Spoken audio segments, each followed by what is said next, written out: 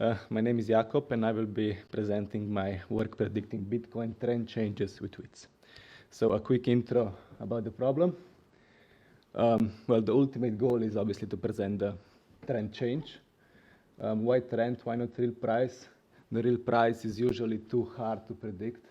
For example, if you imagine this point and this point, it looks almost the same, and you have to do some kind of smoothing to get any prediction power. Well, the idea of this work was to combine, to check if information from tweets contribute anything to prediction. So the idea was to compare it to the open, high, low, close data if you combine it with tweets. So no technical analysis was included. Technical analysis is the information that is used by day traders that move the price on these big markets, so like relative strength index, Bollinger Bands, and stuff like this. This technical analysis improves the prediction, but since there was the idea to compare tweets with just bare minimum, so the technical analysis is not included. To describe the data, we have been collecting tweets from 1st October 2019 to 1st May 2020. We collected all crypto-related hashtags from Twitter, like Bitcoin, Ripple, Ethereum, anything slightly connected it. And then only English tweets, the data size of only English tweets was around 5 million. So if one thinks how much these tweets we then combined with this open, high, low, close data in 5 minutes intervals, and if you you have only around 50,000 5-minute intervals in half a year. So these 5 million tweets was way too many to actually handle, and they were mostly pure noise. So the idea was to somehow extract the only important tweets. Like, for example, if you think of a stock market, if Warren Buffett buys certain stocks, the stocks go up. So the idea was the same: extract the tweet with the largest target audience. Each tweet came with a number of followers and a number of friends, so you can kind of grasp how many people will see this tweet. So what we did, we extracted the tweet with maximum audience in 5 minutes, and then concatenated it with open, high, low, close data. Then data set looks like this. With concatenation, you have timestamp, you have raw tweet, and then you have some metadata about actual tweets, and then information about price. The information was differentiated, so you kind of solve this autoregression problem.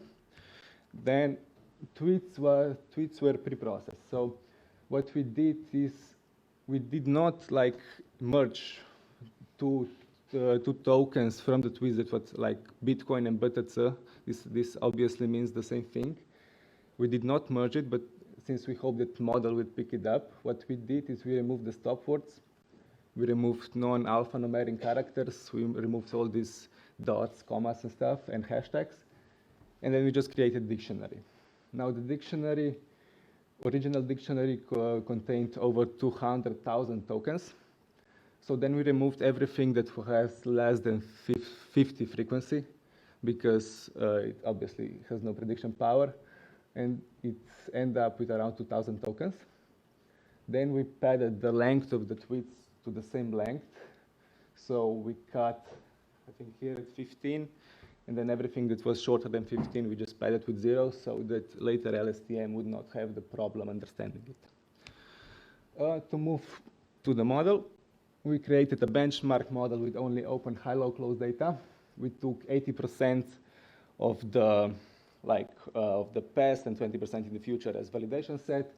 We didn't even split to the test sets, and this was only in the research phase.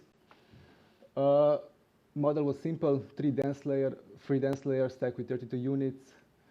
Patience was set to 10, so that means if no improvement was in 10 iterations, we stopped the learning. And mean squared error was around 1378. It has no real life meaning. important is to compare it to the tweets model. Tweets model was a little bit more complicated since we have to incorporate the actual tokens. So we did the embedding layer, 2 stacked LSTMs, and then obvious normal dense layers to come with prediction. Well, unfortunately, we didn't improve the prediction almost by nothing. So it's certainly not statistically significant. Well, maybe one bright thing is that there is significant difference between train and test set, which probably indicates that the model was not tuned properly and it has a little bit of reserve. So we conclude with the analysis of embedding matrix. Now this embedding of tokens was learned with respect to the trend change, price change in Bitcoin. So now cosine similarity of two tokens, if it's high, doesn't mean that they are semantically similar, but that means that they have similar effect on the trend price change. So we plotted it with TSNI projection to two-dimensional space. Here are the results. Some make sense, some not. I mean, you can see.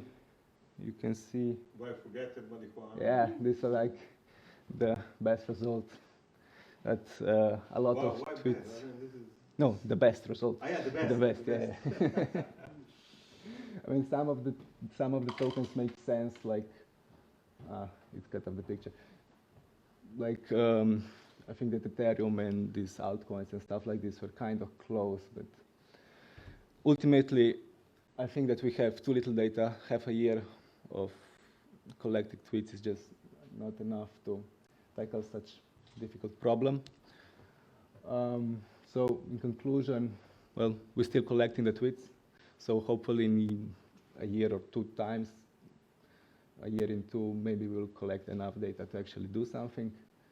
More detailed token preprocessing and like some kind of string metric to incorporate Bitcoin, BTC, and stuff like this to the same unit would also help.